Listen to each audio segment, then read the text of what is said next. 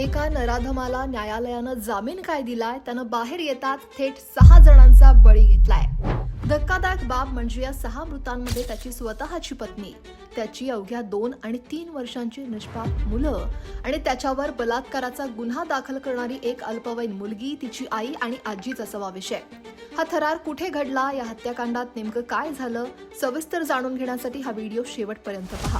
ही भयंकर घटना घडली आहे तेलंगणा राज्यातील रंगारेड्डी जिल्ह्यातील देवलागुडा या गावात. सकाळची वेळ होती, गाव नुकतंच जागं झालेलं, पण कोणालाच कल्पना नव्हती की गावातील एका घरात मृत्यू थैमान घालणार आहे. या नरसंहाराला कारणीभूत ठरलेल्या मुख्य आरोपीचं नाव आहे राजकुमार. राजकुमार हा काही दिवसांपूर्वी एका गंभीर गुन्ह्याखाली जेलमध्ये बंद होता. त्याच्यावर पॉक्सो कायद्याअंतर्गत म्हणजेच एका अल्पवयीन मुलीवर लैंगिक अत्याचार केल्याचा गुन्हा दाखल होता. पण नुकताच त्याला कोर्टाकडून जामीन मिळाला आणि तो बाहेर आला. पण जेलमधून बाहेर येताना त्याच्या डोक्यात पश्चाताप नव्हता, तर धगधगत होती सुडाची आग. जेलमधून सुटल्यावर राजकुमार थेट आपल्या घरी पोहोचला. त्याच्या डोक्यात फक्त आणि फक्त बदला घेण्याचा विचार सुरू होता. घरी आल्यानंतर त्याचा काही कारणांवरून वाद झाला की आधीच ठरवून तो आला होता, याचा तपास पोलीस करतायत. पण त्यानं घरात शिरताच पहिल्यांदा स्वतःच्या कुटुंबाला संपवायला सुरुवात केली. त्यानं अत्यंत क्रूरतेनं आपली पत्नी सरिता हिचा जीव घेतला.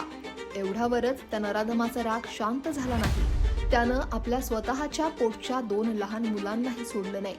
त्याचा 3 वर्षांचा मोठा मुलगा परीक्षित आणि अवघ्या 2 वर्षांचा लहान मुलगा दैविक्षित या दोघांचीही त्यानं गळा दाबून आणि धारधार शस्त्रानं अत्यंत निर्घृणपणे हत्या केली. ज्या चिमुकल्यांना अजून जग काय आहे हेही समजलं नव्हतं, त्यांचा बळी त्यांच्याच जन्मदात्या बापानं घेतला. स्वतःच्या पत्नी आणि मुलांना संपवल्यानंतर राजकुमार रक्तानं माखलेल्या हातानं घराबाहेर पडला. त्याचा सूड अजून अपूर्ण होता.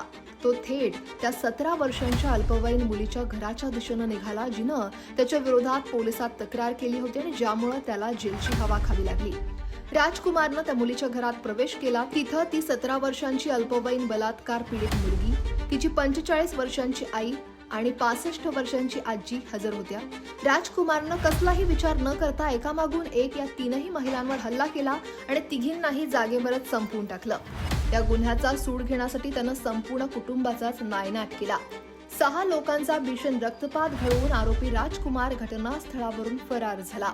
एकाच सकाळी लागोपाठ झालेल्या 6 हत्यांमुळे संपूर्ण तेलंगणा राज्य हादरून गेलंय. घटनेची माहिती मिळताच रंगारेड्डी जिल्ह्यातील वरिष्ठ पोलीस अधिकारी फौज फाट्यासह घटनास्थळी दाखल झाले. या 6 जणांचे मृतदेह ताब्यात घेऊन शवविच्छेदनासाठी पाठवण्यात आलेत. पण या संपूर्ण प्रकरणावर तुम्हाला काय वाटतंय? आरोपीला आता कुठली शिक्षा व्हायला हवी? कमेंट नक्की करा आणि लोकमत सबस्क्राईब करायला विसरू नका.